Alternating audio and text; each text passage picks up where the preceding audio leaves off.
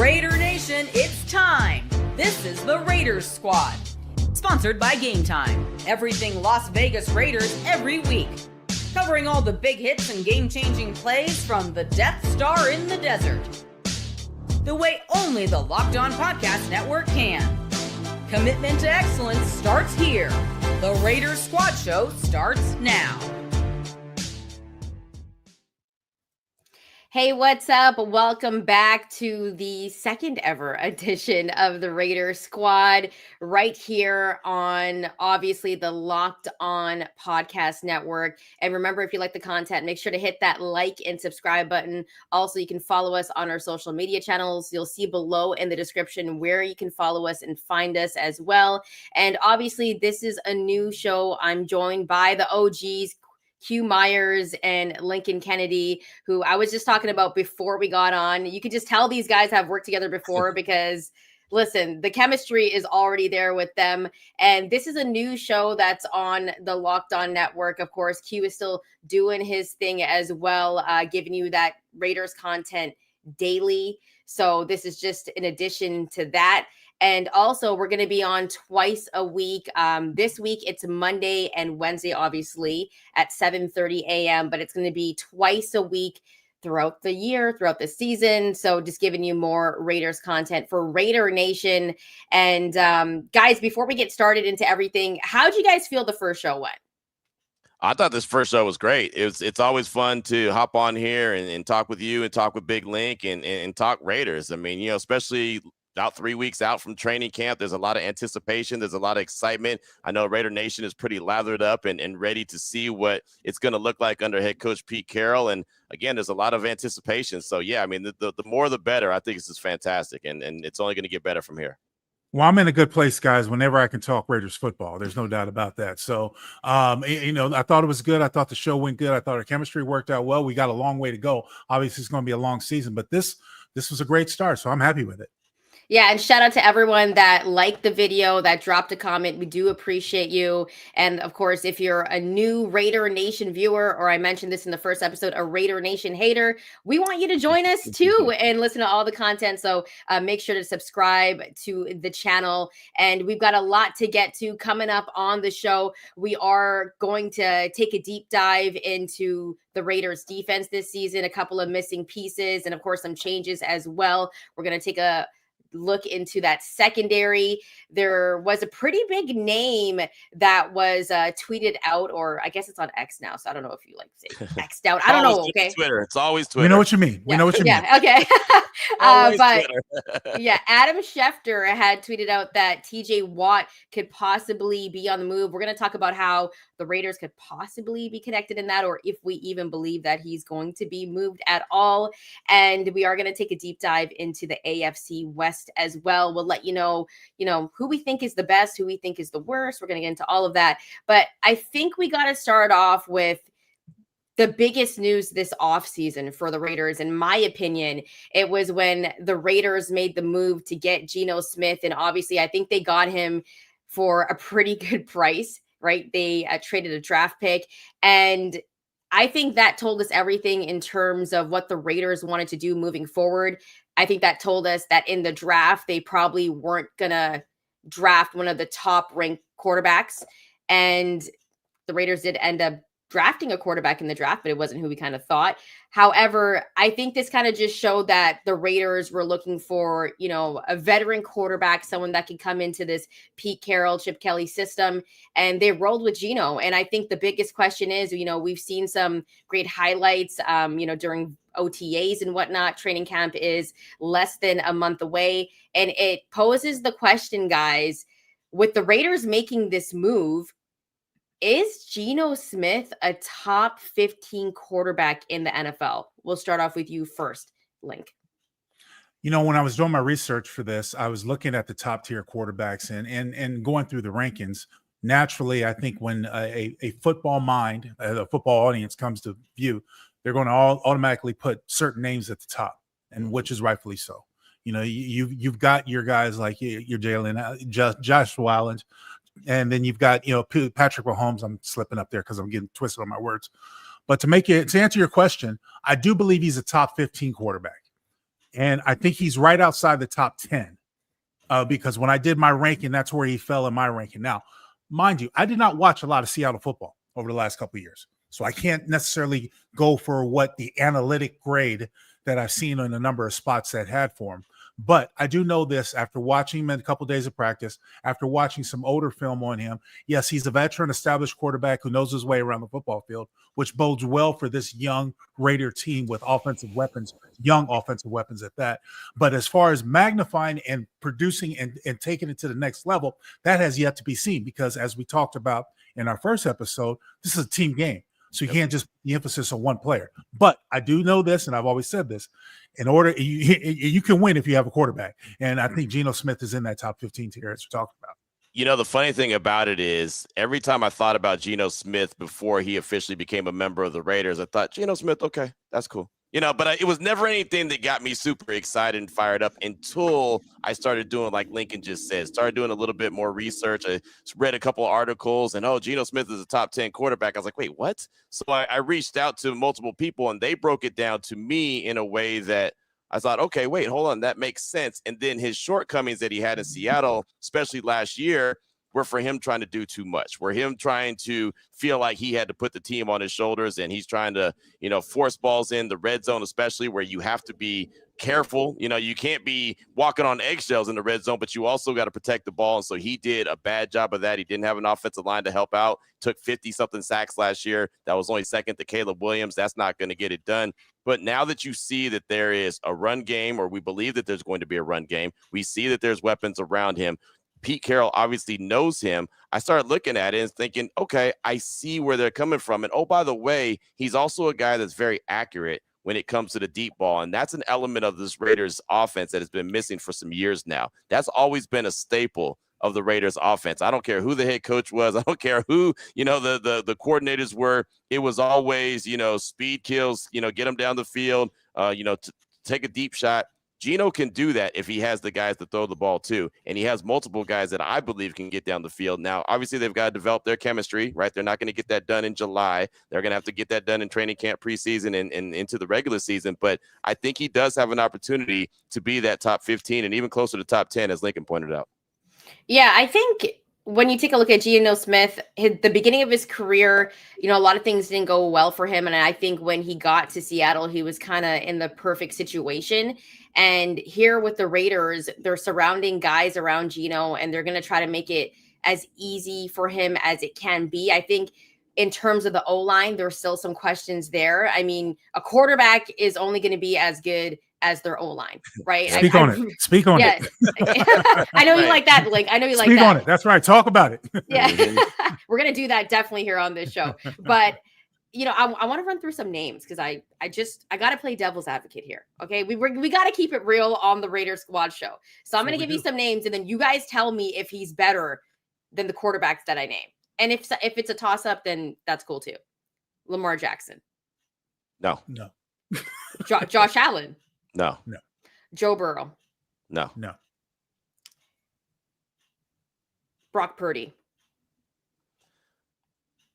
I don't think so. I think it's close, but I don't think so. And the reason I say that is I like Brock Purdy a lot coming out of Iowa State. I didn't think he was going to be drafted Mr. Irrelevant, and I didn't know what he was going to end up doing with the 49ers given their situation. But I thought Brock Purdy was a really good quarterback. He's actually a guy that when he was in the draft, I was thinking, man, maybe the Raiders can get him in round 4, round 5. He ends up dropping to be Mr. Irrelevant. The 49ers pick him up. I think it's really close. I think he has an opportunity to be at that Brock Purdy level, maybe even better, given what he does this season.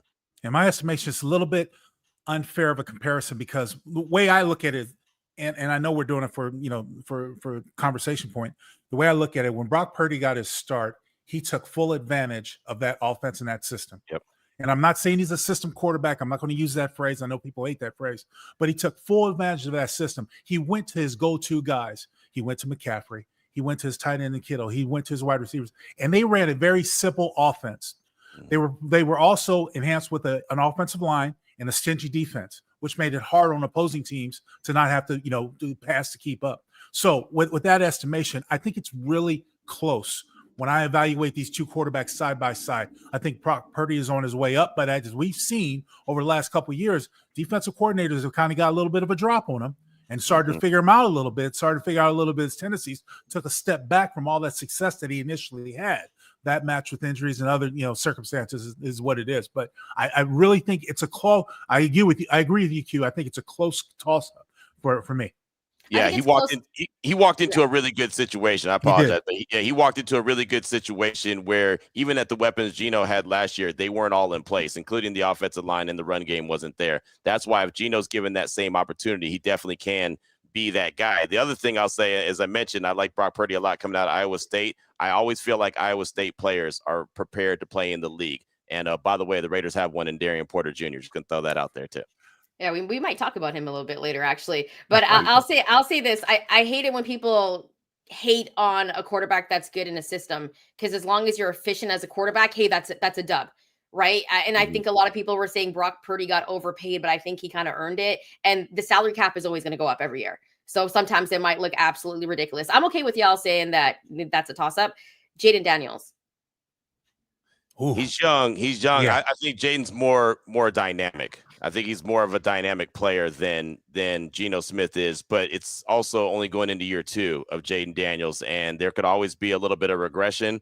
We don't know. I know that I was a big fan of Jaden's when he was at LSU and he went and won the Heisman Trophy. I know the Raiders were big fans of Jaden Daniels when he was in the draft process. Obviously, they didn't land him. He is a dynamic player who has a lot of, in my opinion, Lamar Jackson tendencies with a little bit better Lamar Jackson accuracy, if that makes sense. So I like Jaden Daniels a lot. I think that he's much more dynamic than Geno Smith. But again, that's not a slight to Geno. It just shows, kind of give the credit to Jaden how good he is. The quarterback position is very interesting in the National Football League because a lot of people put emphasis on the wins and losses and the overall stats. But one thing I take into consideration is a few years ago when I saw Patrick Mahomes get his first start with Kansas City, and I think and he was out in Oakland, and I was on the sideline, and I could not believe some of the things that he improvised and did on the run. Yep. Making it look so easy. And I go back to quarterbacks like Russell Wilson when he was in Seattle. He was known as Mr. Improvise because he can make plays out of broken plays, whether it was running around, chucking it downfield. So I believe today's quarterback overall standard has to be mobile in some sense. You cannot be a pure pocket passer. That's a change from where it was a couple generations ago. Now we see the Jaden Daniels. Now we see the Patrick Mahomes, the Josh Allen, and how these guys use their legs to get around and to make things happen. And I think that's sort of what we come to expect by today's quarterback. It's an unfair comparison because to me, it's almost like apples or oranges. It's not the same thing. You got two different players. But what you need is your quarterback is to be a playmaker. Yep. Jaden Daniels last year for the Commanders was a playmaker. Got them to the playoffs. That's what you want out of your quarterback play. And as Q said, he's young. He may go through a sophomore slump. Defensive coordinators will get a knock on him, see what he can do. But as long as you're blessing him with good players around him, which the Commanders did last year, then I think he could be talented. Same thing I say about Geno Smith. You've got to complement him with good players around him in order for him to be effective. Now, Geno's not the most mobile quarterback, but he's not the most, he's not an old Peyton Manning where he's just a stand still the quarterback in the backfield. So you got to improvise, and that's up to Chip Kelly to make sure he gets that right and has to be creative to bring the best out of Geno. Yeah, the thing, Lincoln, is that, and I remember you used to say this all the time about Rich Gannon, who was your quarterback, is that he wasn't the fastest guy. He wasn't Lamar Jackson. He wasn't going to run around the field. But when he would get to the line of scrimmage and he would realize that a play wasn't there, but he would see that, hey, I could take off for 8, I could take off for 9, I can tuck it and run and pick up a first down and keep a drive going. He was willing to do that. He had that willingness to do that. And I think that that's what really helped him become not only a great passer of the ball, but also a commander of the field. And that was something after Derek Carr broke his ankle, he wasn't willing to do. He wasn't willing to take off. You have to have that willingness. Geno does have the willingness. So I think that if the mobility you see from Geno will probably be closer to what it was with Rich, where he'll take off when he sees 8 yards, some green grass. Okay, I can go pick up this first down, extend this drive. Let's do it. But he's not something that he's going to be a go-to all the time for him. Right. And I also feel like Jaden Daniels' ceiling is a little bit higher because he's so young still. So I'll say that. And also Derek Carr was never the same after he broke his ankle. Right? We know that. We definitely know that. So obviously this was a little bit more of a deep dive than we thought, but we're going to take a break. I say we kind of pick it up in the next segment, guys. I'll ask you a couple of more quarterbacks that may possibly be better than Geno Smith. We're also going to take a look at the AFC West. So keep it locked here on the Raider Squad Show. We'll be back. We just got to pay some bills first.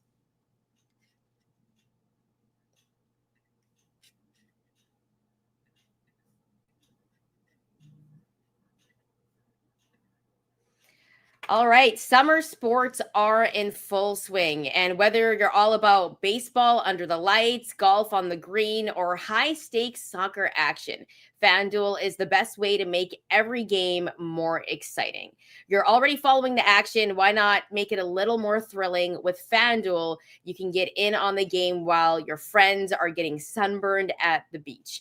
And it's an easy way to use, fast to pay out, and makes even regular season games feel like must-watch events. And of course, with FanDuel, the thing I love about FanDuel is as soon as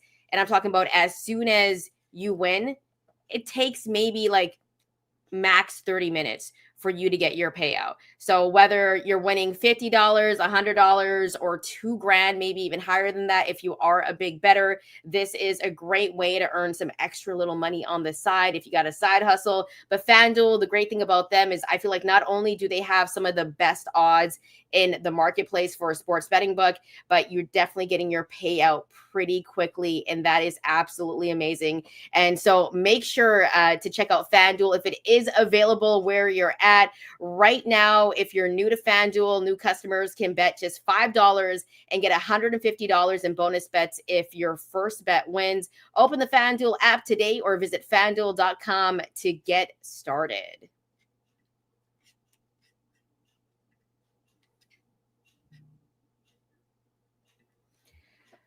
All right, guys. So I think we kind of got to stick with what we were talking about because the comments are definitely rolling in right now. And, I think this just makes for a great conversation in terms of if Geno Smith is a top 15 quarterback. I'm going to run through some names a little bit more quickly this time because we got to get to the AFC West as well. So I'm going to name 5 quarterbacks and you guys tell me if Geno Smith is better. And if there's one name that sticks out, just call it out. Patrick Mahomes. No. Kyler Murray, Jalen Hurts. Yes. No. Justin Herbert.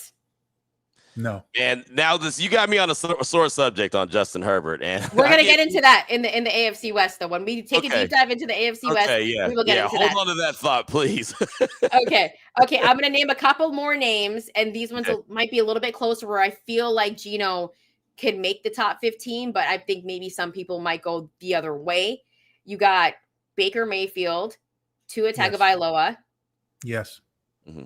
Bo Nix, who is also in the same division, had a very good rookie season. CJ Stroud. Dak Prescott. What was the last one, Chantel? Dak Prescott. Oh, yeah, he's better than Dak Prescott. Really? Okay. See, I might go the other way. Okay. Oh, okay. I can rock with that. I mean, I feel like it's pretty close with Dak, but Dak's there's a lot going on around that dude and that team. So, yeah. And that's why I give Geno the edge, because there is a lot going on. The external circumstances that has surrounded Dak Prescott his entire career comes into play, and it comes in because it affects his mind and it affects his play on the field. And there's so much pressure. That team is in the news every year, no matter what. Yep. And what's the top of their quarterback play. So there's always a question. I couldn't imagine playing and being under that pressure and trying to be a leader of the team. I commend Dak for what he's done so far because people, speak highly of him in the locker room and the guys love him and stuff like that. But look, we're in a performance-based business. It's got to translate into wins. If it doesn't mean anything. So I think Geno Smith is better than Dak Prescott right now. Well, yeah, and Dak makes us so much money that the expectations are so high. They're sky high. I mean, this dude makes $60 million a year, right? He's not a $60 million a year. But that's the Cowboys' fault. They put the Cowboys put themselves in that position. Exactly. You see what I'm saying? I mean, we'll probably talk about it down the line, guys. Yeah. When it talks about salaries and quarterback salaries, the going rate for a starting quarterback, no matter how you look at it, no matter any of these names out of 32 teams, is about $35 million. Yep. That's just that's the starting rate. That's the starting Everything point. Yep. else is higher above that. So when you see these quarterbacks get these inflammatory deals, these great deals, where I wish I was still playing, but you see these quarterbacks out there, it's like, dude, this is the starting rate. You can't look at the salary. You have to look at the value. The team needs a quarterback, and it's the going rate out there. Yep, sure is. Yeah, and I think another thing about that is that, I mean, the Cowboys decided to pay Dak, but as for Geno Smith specifically, I think he has a chance to be a top 15 quarterback if the O-line plays really well and those targets around him also step up. I think Geno's in a pretty good position, and Ashton Genty might open up a few things for him, especially if the Raiders can get the run game going. So I think he's on the cusp. You know, I think we could talk about a few guys that we named, and sometimes it's a toss-up, but I think he's on the cusp of that. And I think when the Raiders decided to go with him and make that trade and get Geno, they decided, hey, we're not going to draft a quarterback and, you know, try to build around a quarterback. But the only issue for me as a Raiders fan is that it's kind of just a Band-Aid for a couple of years, because you're not going and developing a quarterback long-term. And maybe they just didn't see a quarterback where they felt like they wanted to develop long-term, and they felt like, you know what, maybe we should wait for a Manning that, you know, is playing right now or something like that. Right. But I'll say this, that the Raiders, if their defense is better than last season, which we're going to get into the defense later in the show, guys, I feel like the Raiders could make a push for the playoffs. And that brings me to the AFC West, because the Raiders were the only team in the AFC West last season that didn't make the postseason. And when we're taking a look at the AFC West, how would you rank it? A lot of websites and, you know, places that are ranking divisions have the Raiders dead last right now. I don't think that's fair because of the moves that they made, and maybe they're being slept on. Q, will start with you.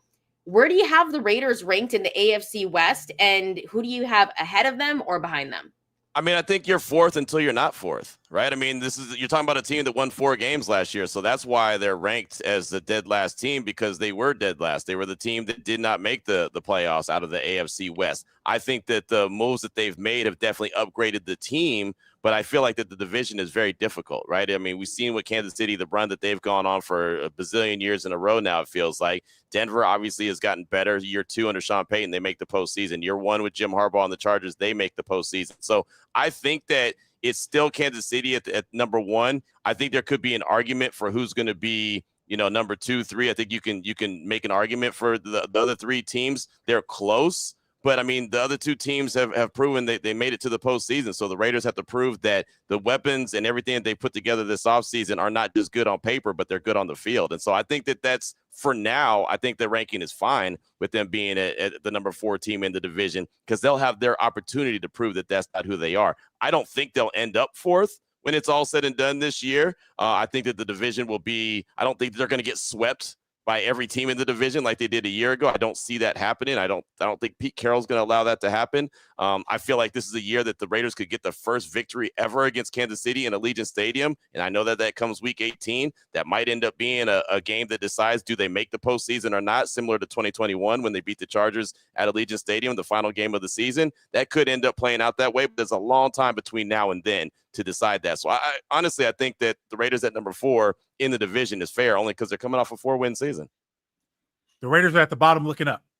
They're at the bottom looking up. There's no way to mix words about it. They're at the bottom looking up. And I thought about it for the last couple of years. And I said in the various mediums that I was a part of that Denver was eventually going to figure it out. You cannot take into consideration the fact that the Raiders for a while swept the Broncos. They were going to figure it out.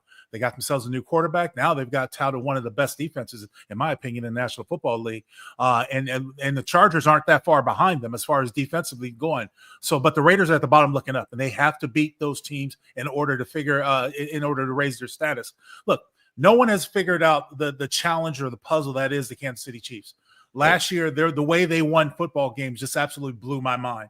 Now, you can throw whatever conspiracy theories you want out there, whether the refs are on their side, however you want to look at it. But they won football games. And as Q mentioned, I'm of the same nature. You know, you're the champ until someone knocks you down. No, they did not win a championship last year, but they made a championship run, and they proved themselves to be the best team in the AFC. So that's the way it is. So right now, the Raiders are at the bottom looking up. Now, going forward, let's hope it changes. Let's hope it changes for our conversation standards, because I don't want to come here every week shaking our head like, oh, my God, we let another away.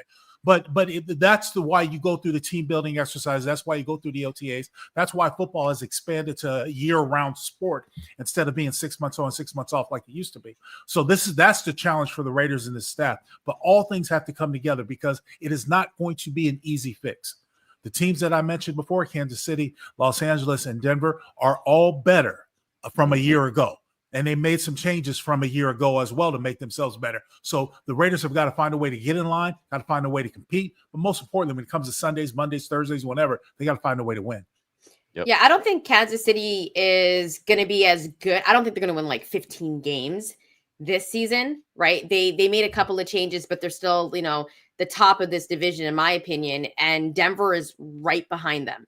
Right. They kept a lot of the same guys. I want to see how Bo Nix does in his sophomore season. But most importantly, like their defense looks nasty.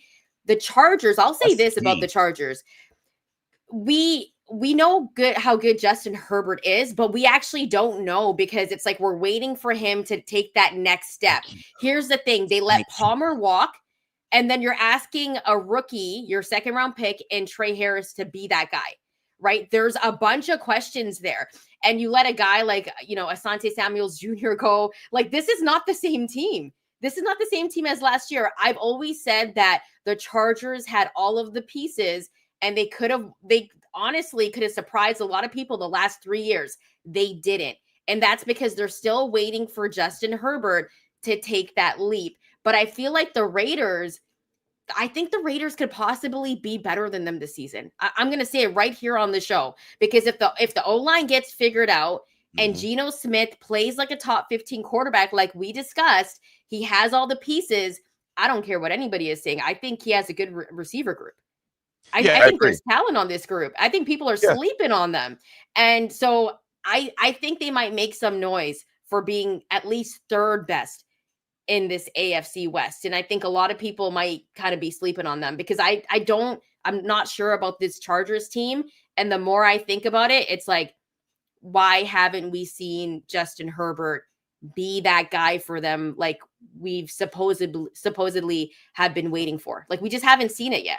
No, we haven't. It's funny. It's a sore subject because I talk about him and I try to talk about him with all due respect because I think he's a very talented quarterback. I want to make no mistake about that. He's a very talented quarterback. We saw what he did in Oregon. We know his arm talent. Me and Lincoln have seen him at Allegiant Stadium put on a show. Like, we know what he can do. But at the end of the day, quarterbacks in the National Football League are judged off of what they do as far as the postseason, talk about big wins, helping their team win championships. And last time I seen Justin Herbert in the playoffs, he was throwing 4 or 5 interceptions to the Houston Texans. And I also saw him in the playoffs up 27-0 and lose that. Now, there's many reasons why they lose that game. They lose that game because their head coach. They lose that game because of their defense. But ultimately, as Lincoln knows, as a guy who played in the league, it always boils down to how far can your quarterback take you? And as much accolades as we've heard for Justin Herbert, we haven't seen him win like we thought we were going to see him win. Again, I think he's very, very talented. I don't know if it's because he's a Charger where he gets lost in the shuffle, where he's not really scrutinized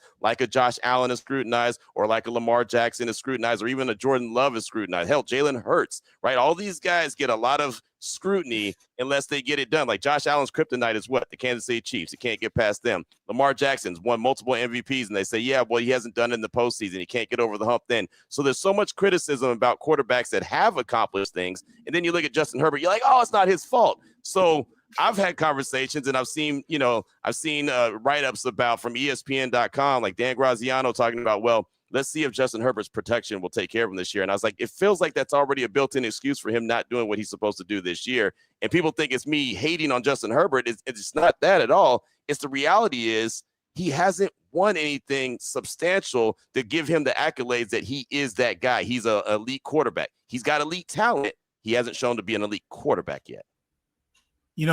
That in our line of work, the word elite is thrown around a lot. A lot. Okay. A lot. And it's really an unfair comparison, because where do you go? Do you go from good to elite, or, mid-tier to good to elite? I mean, how do you rank it? Right. when you talk about, I agree with you, Q. I agree with you, Chantel. It's about production. Yep. It's about what is the outcome. What's difficult with this type of conversation in this conference is because you are constantly overlapped by who? Number 10 out of Kansas City, Patrick Mahomes. That's your comparison. They built a dynasty there. You see what I'm saying? And before then, you go back to the teams that had the so-called dynasties going on, the Tom Brady's, the Patriots, and all that other stuff. You see, that was a different type of quarterback, but effective in his own way. I look back at Tom Brady, and one of the things I said, he had pre-snap reads. He can come up to the line of scrimmage and know what the defense is doing, know where to go with the football. Yep. And I always thought that was a big enhancement for him. Now, speaking on the current day matter, when it comes to somebody like Justin Herbert, I think he's a talented quarterback. I think he's been under a lot of pressure, as we've seen, because he's in that division. He's overshadowed by Patrick Mahomes out of Kansas City and all the other quarterbacks. And there are times where I go back to the mental phase of the game where guys try too hard. They try to do too much. I look at the Chargers last year where they addressed their offensive line situation. They went out and got Big Alt out of Notre Dame. They were better in protecting him. They went further. Harbaugh was able to get his run game going. So these are all the pieces that complement a good quarterback. I've always believed that a running game is a quarterback's best friend. Now, you have Lamar Jackson in Baltimore. They have plays instilled for a running quarterback. They went out and created an offense. That's where the creativity and coaching comes to mind. So when you're constantly, revolving the door with an offensive coordinator or offensive schemes or techniques or philosophies, makes it hard for a guy to gel. I think the world of Herbert. I think he's a strong quarterback. I think he's a good quarterback. But much to Q's point, what has he done? Where has he got you? And like it was, a lot of people did not like my criticism of Derek Carr when it had to happen. I said, look, we had Derek Carr for 9 years. We went to 2 playoff games. We did not get over the hump. Someday you got to make a change. Yep. No slight on Derek Carr. Damn good player, damn good person in the locker room, but no production. I need wins. If it doesn't translate in wins, we have to move on. So that's where it comes with Herbert and this part of his career. He's kind of gone to a place in no man's land in Los Angeles where people expected him to take it over the top, but he's been overshadowed by that guy in Kansas City his entire career. Yeah, I think the Chargers, lots of questions coming into this season. And I think it might be one of the teams the Raiders can get ahead of in the AFC West. Drop your comments, Raider Nation. Let us know how you're ranking that AFC West. Also, if you think we could possibly sneak into a wild card spot. And let's know what you think about the other teams as well. Coming up next, we're going to take a deep dive into the Raiders defense. We're going to talk about Wilkins, who, of course, was seen in a boot. And we're also going to just talk about whether or not we think this defense could be better than last season. Keep it locked on here for the Raider Squad Show. We'll be right back.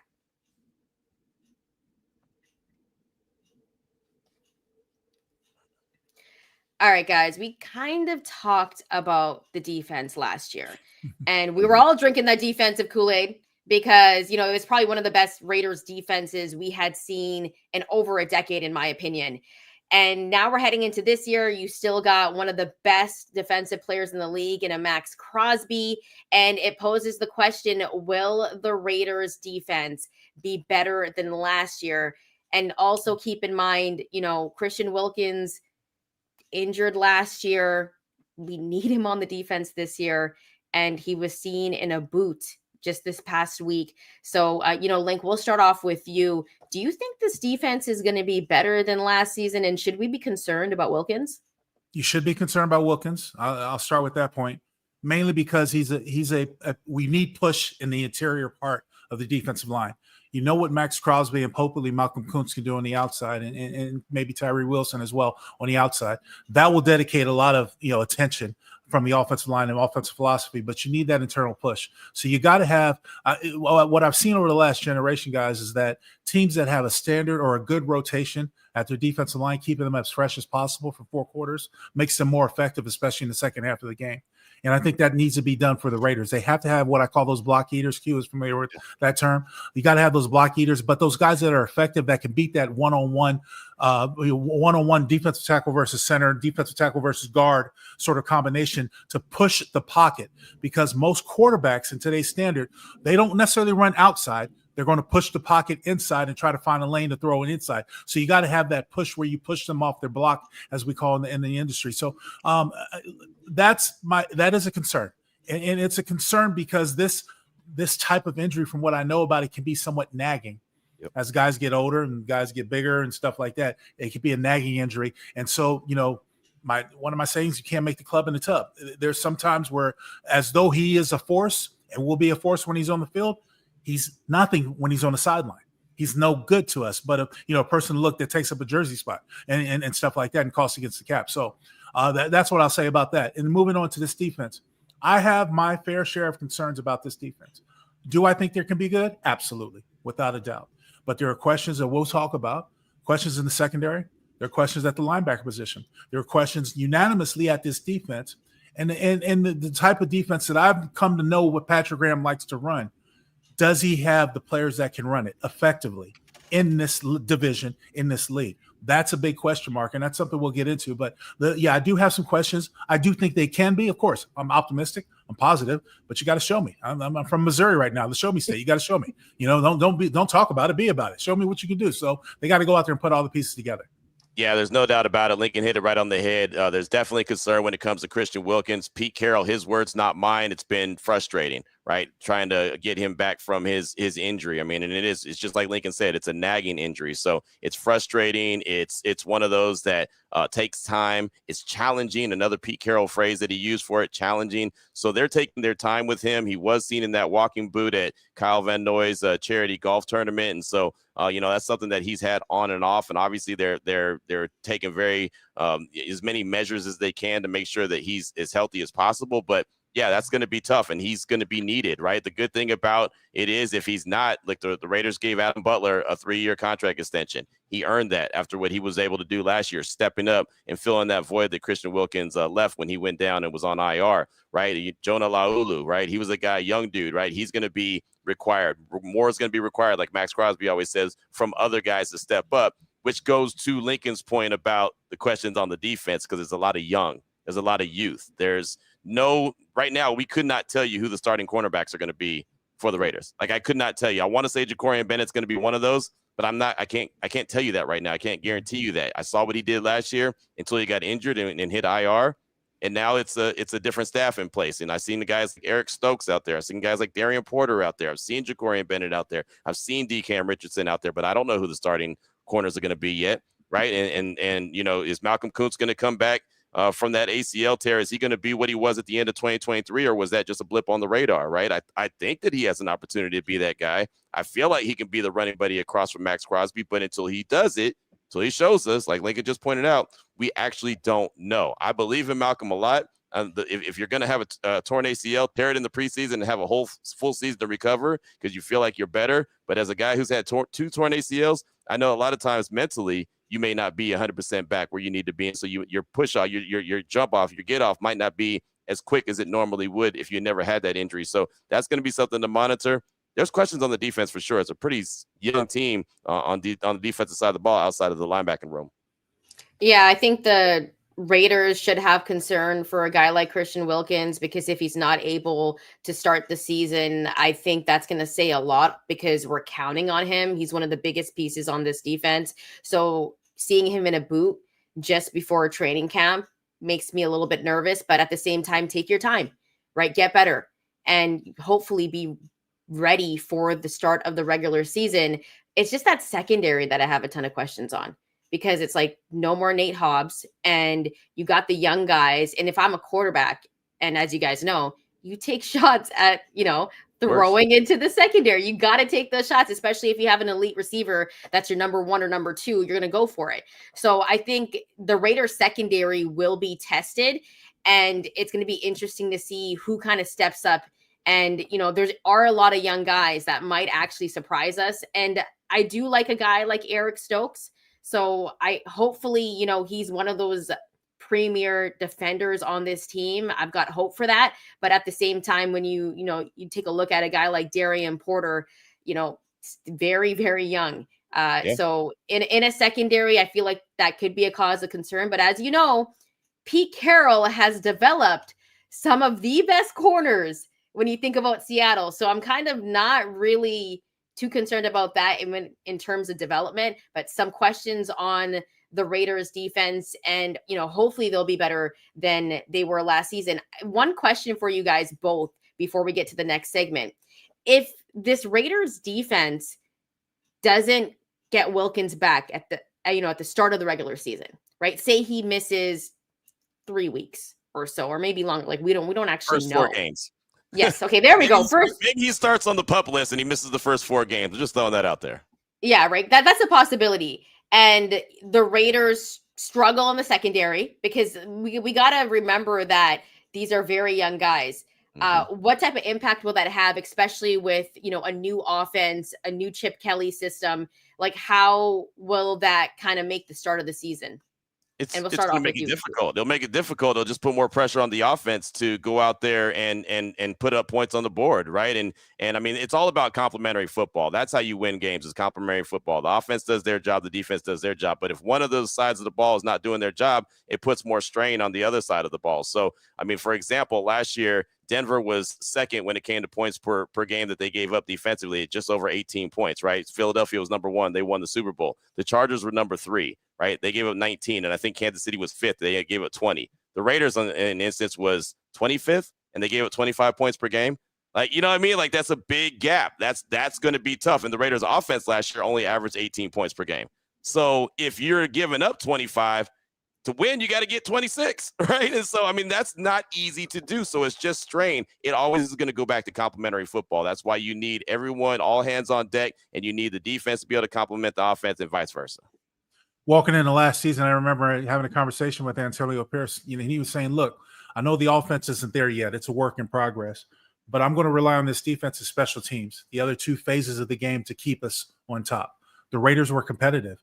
They, by far, as you mentioned, Chantel, that the defense played a lot better. And I have never known, since I've been affiliated with the Raiders, I've never known the Raiders to have a defensive identity, but that's what they are. They are a defensive football team. Now there's a possible drop-off. And if Christian doesn't come back in time, well, other guys are going to have to step up. But much to Q's point, the other phases are going to have to come alive. And I honestly believe the Raiders offense last year was absolutely anemic. And the fact that the stats said 18 points, I'm like, where did I didn't see them score 18 points. You know what I mean? So it's like these other phases have to pick up, but that's a work in progress. Other guys are going to have to step up when a guy goes down by the side, or other phases are going to have to step up and find a way to score. So whether it's, being creative in special teams, maybe having a couple onside kicks, trying to throw people off. The fact is that this defense struggles and the Raiders are going to have to score touchdowns to keep up. It's going to be hard for them to compete. Right. How much? Because I'm not seeing them as effective on offense to do that.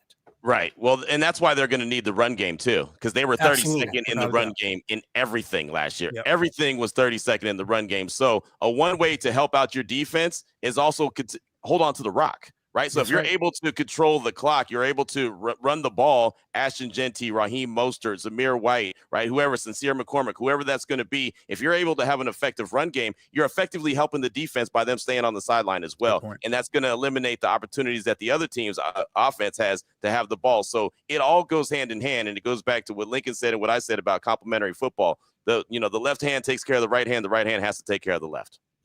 Yeah, and I feel like that's a very underrated running back group. I'll say one thing, and I want to get your guys' quick thoughts. How much pressure is on a guy like Jermaine Pratt? Because I think he has to be one of the guys on this defense that has to step up. We'll go with you first, Q. I mean, I just think that the veterans in that linebacking room, right? I think the pressure's on all of those guys because we know what Robert Spillane brought to the mix, Divine Diablo to a certain extent. We know what he brought to the mix as well. And they were some captains, especially Spillane was a captain on that defense. And now you've got Landon Roberts, who I have a lot of confidence in. Obviously, he's a little bit older. We've seen Devin White. We've seen Devin White play really well early in Tampa Bay, and we've seen Devin White fall off the last couple of years. So which version of Devin White are you going to get? And then Jermaine Pratt had a ton of tackles last year. But just because if a lot of people looked at the numbers like, man, he had a ton of tackles, why would they let him go? A lot of those tackles came 10 yards down the field too.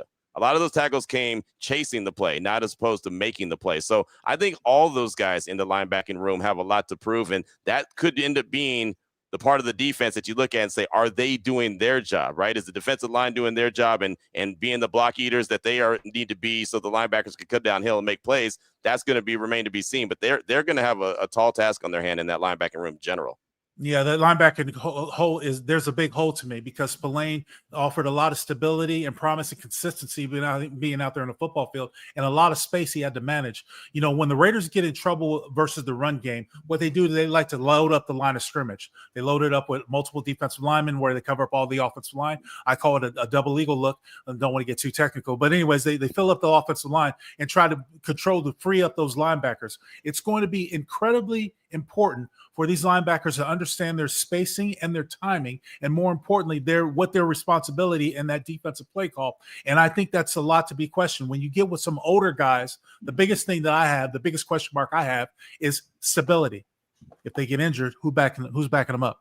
Yeah. And of course, you don't want injuries to anybody, but it's a factor in the game. Somebody comes down wrong on the knee, whatever, they're out for a couple of plays. And can they still manage that consistency? So to your point, I'm looking for, especially White. I think he's a tremendous linebacker, but it was early in his career at Tampa Bay. So we're to see where he is now and how effective he can be.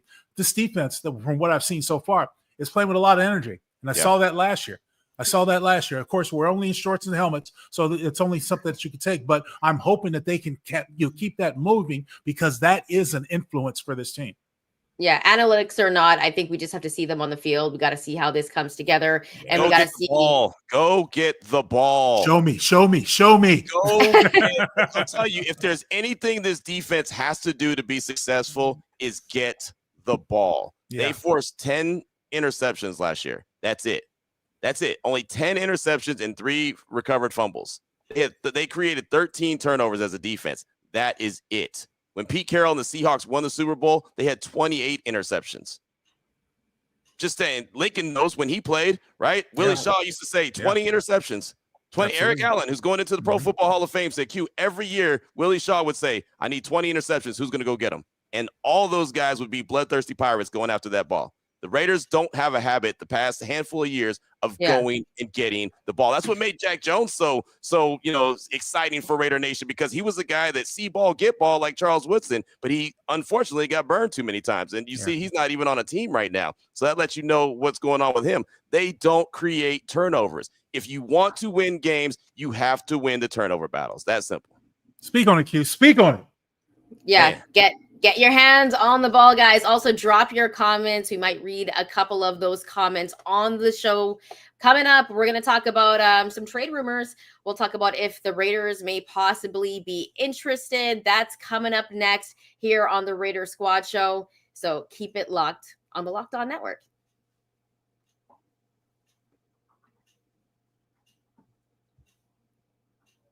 All right, guys, we got to talk about this because I feel like it's definitely news, and we can kind of talk about how it kind of impacts the Raiders. Obviously, Adam Schefter had tweeted out that a guy like TJ Watt could possibly be on the move. Now, there were talks that a guy like Michael Mayer could be moved, but then the Dolphins ended up picking up, the former Raider. So, and the Raiders have said they don't want to move Mayer, but is there a possibility a team like the Raiders could go for TJ Watt, or is this just all smoke and mirrors because of the moves the Steelers have made? Like, would they even want to give up a guy like TJ Watt? It makes no sense, right? Link, we'll start off with you. Well, first of all, we know that TJ Watt is in contract negotiations, and we understand what he's looking for. And of course, at this part of his career, he's looking to make himself comfortable as he goes out, which every veteran does. TJ Watt is a future Hall of Famer. No doubt he's a talented player. No doubt he would be a great asset on any defense. But right now, I've got Max Crosby, who's a younger player. I've already got him under contract, and he plays the same position. If I brought in a TJ Watt, not only would the price tag be hefty to get him and have to pay for him, and especially when I have a young team possibly trying to build for the future, I don't want to have that big of a cap hit. I have to move one of those guys over to the other side. Both TJ Watt and Max Crosby are more effective over the right tackle, my old position, the left side of the defensive line. That's where they are most effective. Both have played on the left side, just hasn't had the same type of results. So it's almost like doesn't make sense. I don't need a TJ Watt. Now, as for Mayer, I'm not sure the personal issues that was going on with him. It's not my concern. It's personal. It's off the field. But I think he's talented. And I've seen this young man since he came out of Notre Dame. He worked on his blocking. He got better that way as a tight end, which was always the biggest influence that I had with tight ends that played next to me. He got better at blocking, and I think he could be effective. But now you have Brock Bowers. How many 11, 12 personnel can you go with? 12 personnel you can go with, 2 tight ends personnel you can go with and be effective. I think there's a place for Mayer in this team. If I had my druthers and the Raiders were going to move somebody, I think it would have to be Mayer to see what value you can get for him, because there are a lot of teams that need young, promising tight ends. But I still think Michael's potential is untapped. I still think he could be an effective player. I don't know how that you use him in this system, in this offense we have, but I've always thought that either a slot receiver or a tight end could have the cat's meow when it comes to the amount of grass, because the way the rules are in the NFL, it makes it harder to cover those guys on the interior part of the field and that much of the field. So there's a place for Mayer. I just don't know where it is. Yeah, and the thing about it is during OTAs and mandatory minicamp, they really did everything they could to make sure Mayer was involved and getting him the ball. Chip Kelly praised him. Pete Carroll praised him for the camp that they had. Now, there's many reasons for that, right? They could be putting his name back out there, see if there is any team out there that may be interested. And I don't think at all that the Raiders are interested in moving Mayer, but I do think if a team were to call and give them, a king's ransom, or give them a lot more than they expect for a Michael Mayer, or offer them more, then, they would definitely consider it. I mean, that's just NFL business. I think that there's a role. We haven't seen him yet since he came out of school. His rookie year, he wasn't used very much, and he was upset about that and said he wasn't happy coming to work his rookie year. Year 2, as Lincoln said, he had the personal issue, so he stepped away. But he looks like he's back. He looks like he's very effective. I could see the Raiders using the 12 personnel that we heard a lot about last year and never saw. So that could be a thing. I'll also throw out Ian Thomas. That's a name I want to throw out there. And I know 13 personnel is not something you're going to see very often, but I know that's another very effective tight end. So if they were to make a move and maybe move Mayer somewhere else, I could see Ian Thomas having a bigger role, right? Also blocking and catching the ball. I mean, the guys just, both of them are very effective. So I think that there's room for these guys to coexist and play on the same team. You just have to understand that you're not going to get a ton of balls, especially when you have a guy like Brock Bowers, and we saw what he did his rookie year. Yeah, and I think when Mayer was in the headlines, when, the Dolphins started making some moves, I really thought that the Raiders might possibly move him, but they've been on record saying that they don't really want to move Mayer, and, they could possibly play with 2 tight ends at times in this offense, especially that will open things up for a guy like Geno Smith as well. Mayer's really talented, has some really good hands, and I like his size. But at the same time, I think if there is a really, really good offer, like we saw what Jalen Ramsey went for, which I thought was crazy, guys. Wow. I just want to say I thought it was crazy, right? Yeah. So, and a lot of teams do need a young tight end. And so I think that the Raiders could potentially get some offers there. But going back to TJ Watt, because I want to tie it into kind of how, the Raiders could possibly make the move. And Link, you said it maybe probably doesn't make the most sense. But if there was an offer and TJ Watt wasn't happy with the Steelers, let's just say that, do you think this could possibly happen? Because for me, all the moves the Steelers are making, it seems like they want to win now. So it's like, why would you let one of your best players go away? Right. So finances. Okay. And TJ Watt is going to command a big price tag. Yep. You don't have a future quarterback, so the Steelers have to consider that. I think the whole Minka Fitzpatrick trade and Jalen Ramsey trade was a financial thing. You're getting a swap. You're trying to unload because there's going to be a time, whether it's next year or the years to come, where you're going to have to go out there and solidify the quarterback position if you're going to be valuable. Aaron Rodgers is not the answer. He's a Band-Aid. Right. Okay, so they've got to find a way, and TJ Watt is going to command a lot of that money. So the Steelers deals that I've seen them do, to me, has been for financial reasons, pushing forward and looking forward to the future. And look, we do know this about the organization. No matter what Mike Tomlin has had to deal with at the Steelers, they've wound up in the playoffs. So, you can be as critical as you want about going on and excelling, but they've won football games. They wound themselves in the playoffs. TJ Watt is a tremendous, tremendous player. As I said, future Hall of Famer. Who wouldn't want to have a future Hall of Famer on the team? Yeah, they're better with TJ Watt than they are without him, right? And you're right, Chantel. They definitely have made all the moves to say that they're all in on this year. I'm with you.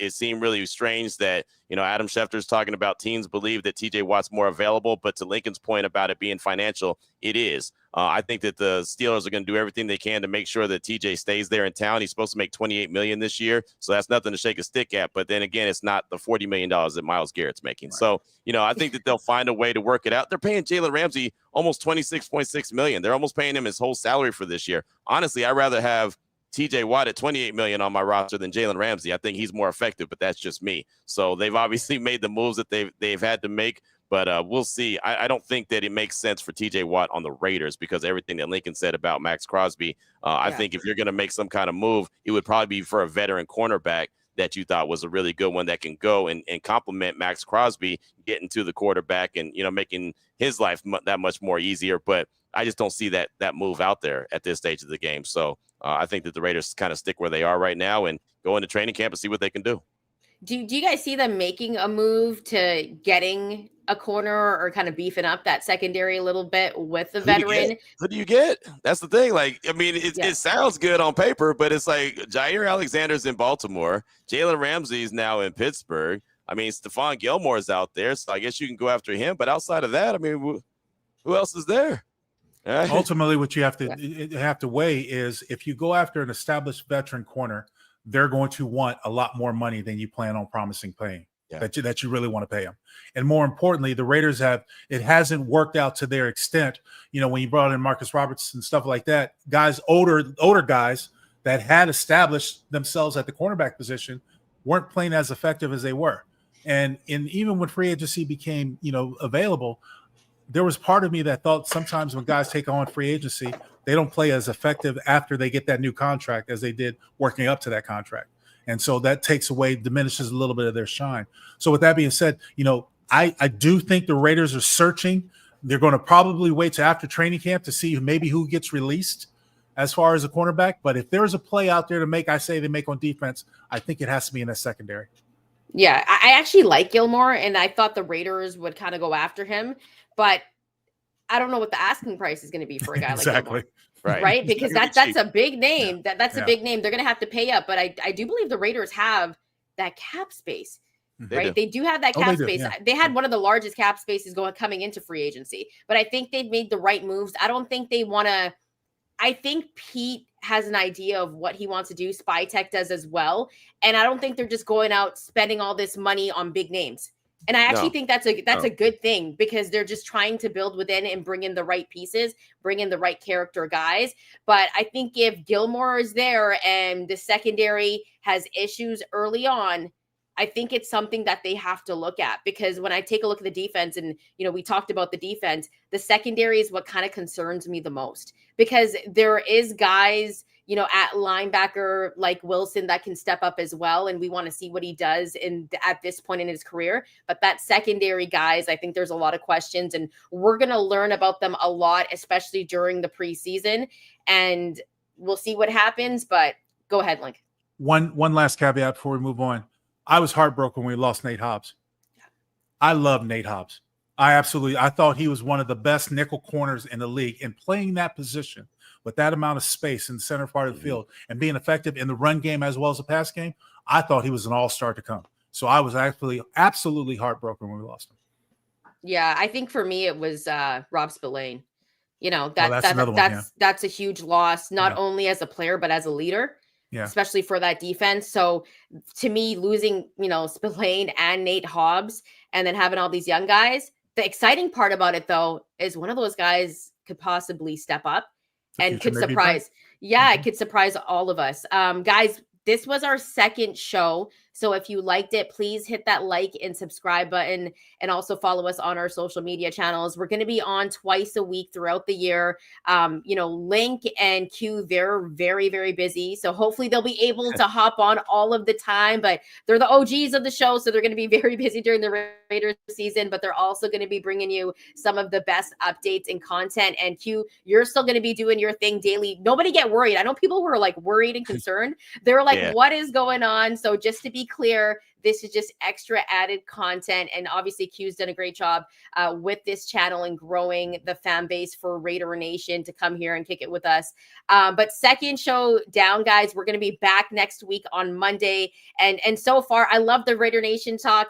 The comments have been flowing in the chat. And also, I think there was one about you, Link, saying that they think that I'm going to put it up on the screen. They think Link is gorgeous and knowledgeable. So, whoa. What is that? What was that? What is that little picture? Is that Diddy? Oh, That's not fair. my God. No, we can't do that. I'm taking it off. I'm taking it off. Yeah, that's all bad. Lincoln is very knowledgeable, but no Diddy. No Diddy. No. I think he got acquitted or something. I saw Schefter reposted it. I don't know. Schefter reporting on Diddy now too. Yeah. Right, I'm not on that one. For sure. Thanks for joining us, guys. We'll be back next week, Monday, 7:30 a.m. Make sure to join us in the morning, or if you're watching it later, please continue to drop your comments because we will see them. We appreciate you so much. We out, Raider Nation, and make sure that